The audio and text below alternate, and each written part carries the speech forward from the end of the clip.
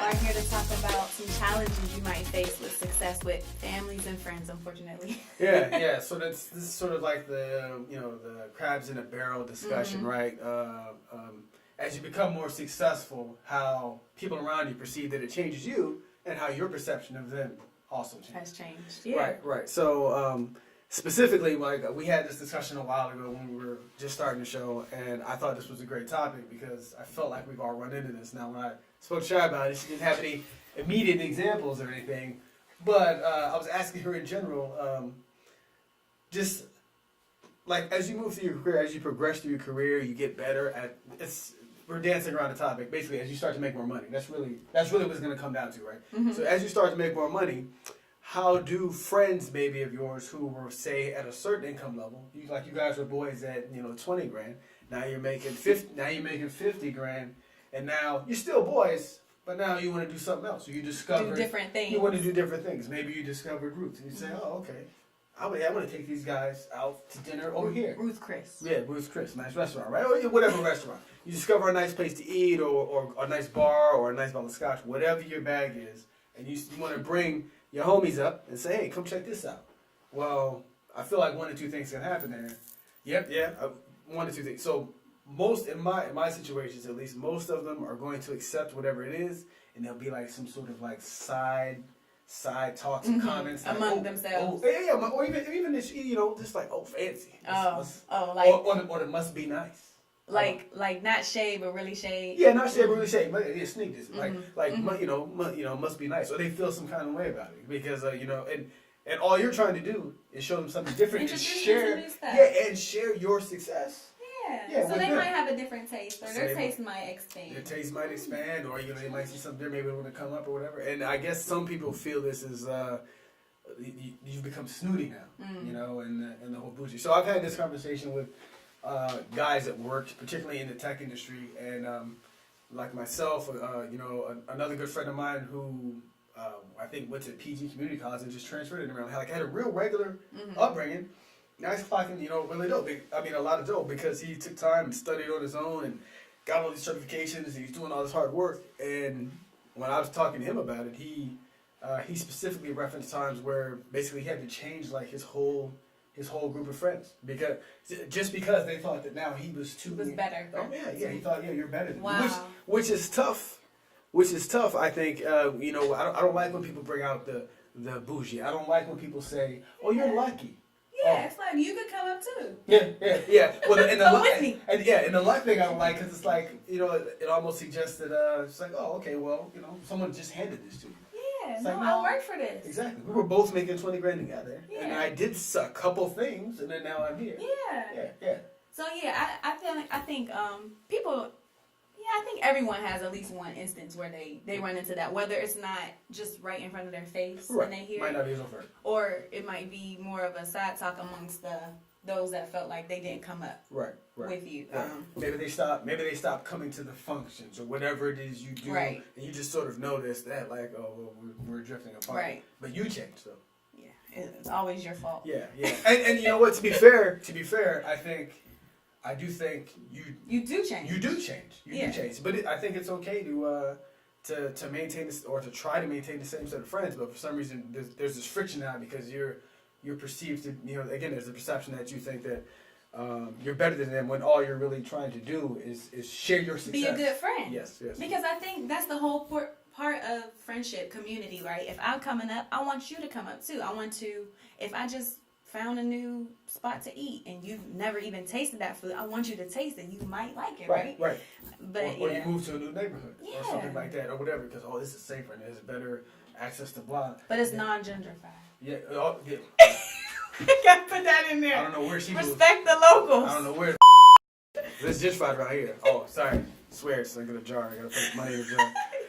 Money. Yeah. So. I understand that. Yeah. So I think the biggest part of that I have the problem with is the luck conversation, especially in the good friend of mine who I told you about went to school. Some of these guys that were that sort of took exception to what he was doing now they were at the same level at the same time, went to the same place. He wasn't handed anything. So. Now, in defense, and I'm curious if we have any viewers out there who've experienced this on the other end. I'm sure there are people who have, by some way or another have come up through the ranks in some way and then have acted like, they were too good. Complete this. There's totally people. They get yeah. I have my master's now. Yeah, you guys probably don't want to come because it's going to be bougie or... Yeah. See, that's bad. Mm-hmm. That's bad. Don't tell me I'm not going to do it. Allow me to decline. Yeah. Oh, I don't think you would like it. Yeah. They have pate there, so I don't know. Do you know what that I like pate. Shoot. I want to go. Yeah. Mm-hmm. Yeah, so in defense of those people, I do think that probably happens, but I'm just saying that if you have no basis, if up to this point I've been my normal self, and you just start to see, oh, maybe he's driving a nicer car now, or he's moved to a different place, or whatever. That shouldn't. If I don't start acting differently to you, like, we're special somehow. Right. That you shouldn't act anything. different than me. me. You shouldn't act different than me. Yeah. Like sharing is caring. Sharing is caring. Yeah. Yeah. I think one of the other challenges is that I experience is the opposite of success. So I come from a small town, and it's pretty much like a black hole. So if you don't get out when you can get out, you're stuck there forever, right? Mm-hmm. You're either a baby mama, drug dealer, or you dead, right? So when people see me doing well in the DC area, and of course social media, you see stuff on social media, you talk to my parents, you see stuff, they have this great hope for me. And when you come back, I feel pressure that I have to do more. Oh, you have to be show more them successful. You got to show them something. Because now that I'm successful, they just want me to keep going and going and going and going. It's back home. Like don't let the hood down. Is that a Toyota? Where's the Beamer? Regular as me in this one. What's up? I thought you was doing DC. So I feel that pressure from some people, not from everyone, but to keep going and keep going. And then from the back end too, people wanting me to help pull them out of my town. So you're from Pittsburgh, right? So I have a homie also from Pennsylvania, from a place called Coatesville. And he said, Philly. And he said the exact same thing. We had this discussion with him, and he said the exact same thing. Where he said Coastal he said pretty much, if you make it out, it's like an amazing thing. Nobody makes it out. So he and some friends of his, they've all made him out, and he's doing very well down here in his line of work. Working in the technology industry, and he told me that when he goes home, he's the guy from big company. Right. Company where it's like, oh. Now there's not necessarily hate, but like you said, there's this things like, oh. Johnny's home. Let's go ahead and take me to the bar. You spot me for this. You spot me for this. And he said he keeps it to where he needs to go. Family's house. Yeah, when I go home, I'm only at family's house. Yep, because he said, the homies are going to come out to woodwork and then try to trace him down, obviously shake him down for money. And the other thing is that everyone thinks you're doing well better than you actually are. Like I'm a teacher. Yeah, because their situation is I don't make that much. Yeah. Nope. But yeah, and they just see, I guess they see like the accolades, and then my mom will call like, oh, I just saw so-and-so in the grocery store and she said this, and I'm like, oh, I'm gonna stop posting stuff on Facebook. Yeah. But yeah, I understand. But yeah, and then sometimes do you feel like you're not obligated, but you do want to help those out, like to get them out of that muck? Yes. So I've actually had specific situations on multiple occasions where people have gotten, let's say that maybe they're stuck in a particular type of job or something. Like so for me, I work in IT, right? So the question I get a lot of times, you make a lot of money in IT, especially in this area. So a lot of times is, hey, how do I get in, or how do I do X? So there's two types of people. There's people who ask me, and then I'll go and tell them. Now I don't feed them a line of crap. I'm like, hey, it's once you make it past this tough part, this suck, it is easy. Once you get a little bit of knowledge, it's easy to get in. And so I start laying out all the work that needs to be done. And the questions go from all these millions of questions about what needs to be done, and they start fading slowly, and they start fading slowly. And then it just becomes quiet, where it's like, no, it's too much work, I'm not doing that. Or I get people who want me to do it for them. That's what I was aiming. I get people who want me to do it for them, where it's like, hey, help me out. Okay, well, now, again, in IT, most information is available on the internet. I can help you out with a couple of books. Okay, well, here's a place where you need to get started, but you're going to have to consume this and do some boring work and get to a place where you at least have X level of knowledge. I'll see you later. Call back. Come to me whenever you do call that. Call back. Hey, so how do I get? It's like, did you get anywhere? No, I mean, I'm gonna start reading. I'm gonna get there. I'm gonna start reading.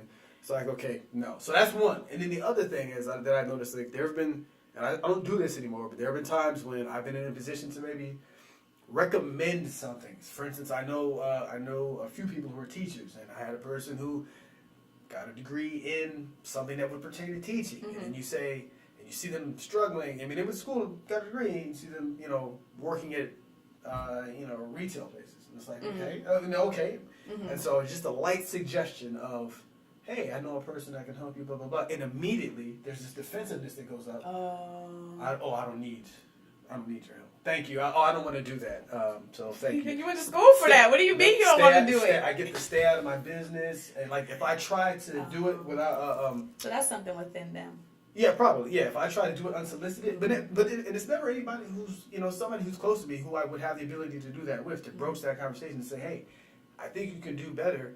X, oh my God, I mean, they're not going to get like irate, but you can just see like the wall go up like, no, well, I appreciate your opinion on that, but I'll keep working.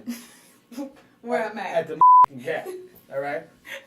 $3. $3. All right? No, that was for you. Oh. You owe me $3. $3. Oh, for cousin. Oh, I didn't remember the cousin. So I slipped it in there. I just bleeped it myself.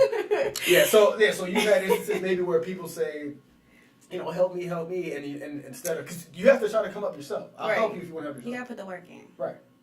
Yeah, I've had instances where people had said, there's nothing up in PA for me to do, in my field, or no opportunities for me. I could probably get something down in the DMV area. Okay. Suggesting that I open up my home for them to stay. Yes. And I know if I open up my home, they're not leaving. Yeah.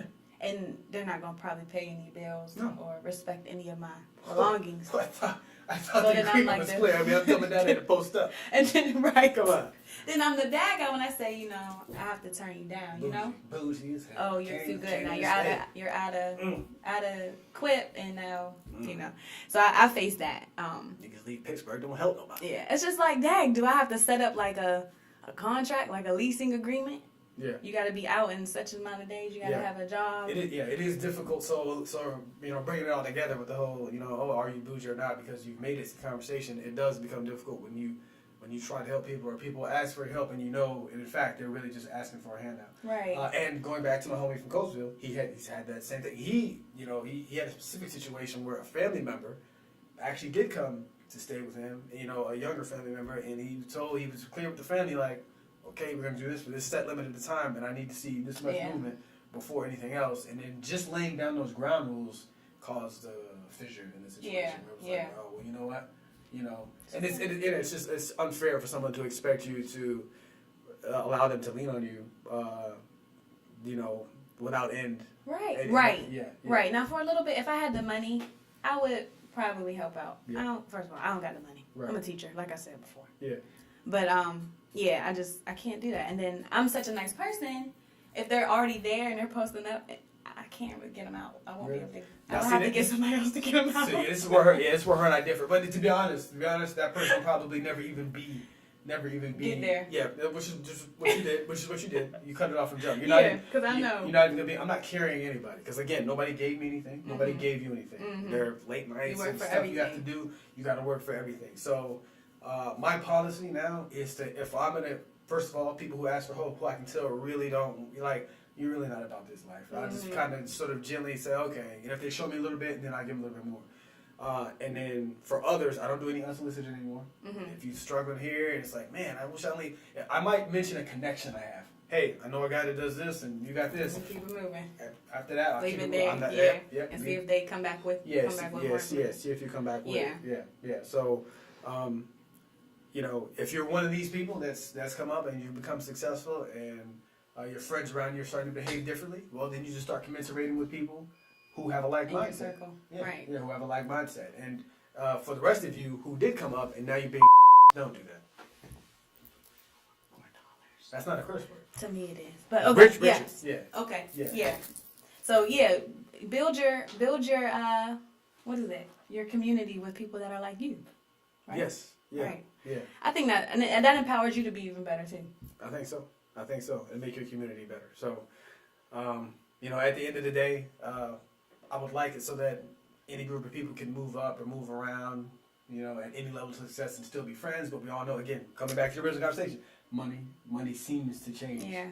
Change everything. Yeah, it seems to. It seems. Well, before we go, let me for the money part, Mm-hmm. there's a quote I like that I think it's two part. Like one is actually from The Simpsons, and the other one was like Abe Lincoln. Basically, he says, "No, hold on. They say money doesn't change you; it just helps people be who they are.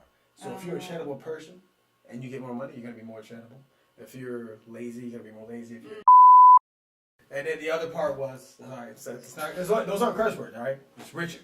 So, and the other part, I'm paraphrasing Abe Lincoln's quote. He basically said, if you wanna test someone's power, like anybody can come or can overcome adversity, but if you want to see a measure of somebody's power or someone's character, give them power. So in this case, money.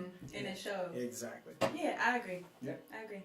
Good knowledge you just dropped out there, Brother Vernon. Thank you. Great. Well, we reached our 15 minutes, right? Yeah. But it was a good show. Also, we want to say, as a part of the first show, I don't know what that was.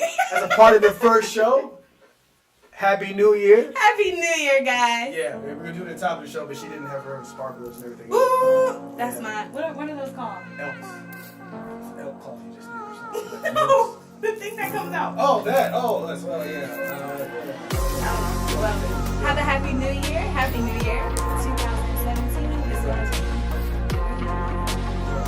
I'm claiming it right now. Year 1 of 4. It should be over soon. You know what I'm talking about. All right, guys. Have a wonderful. See you later next week.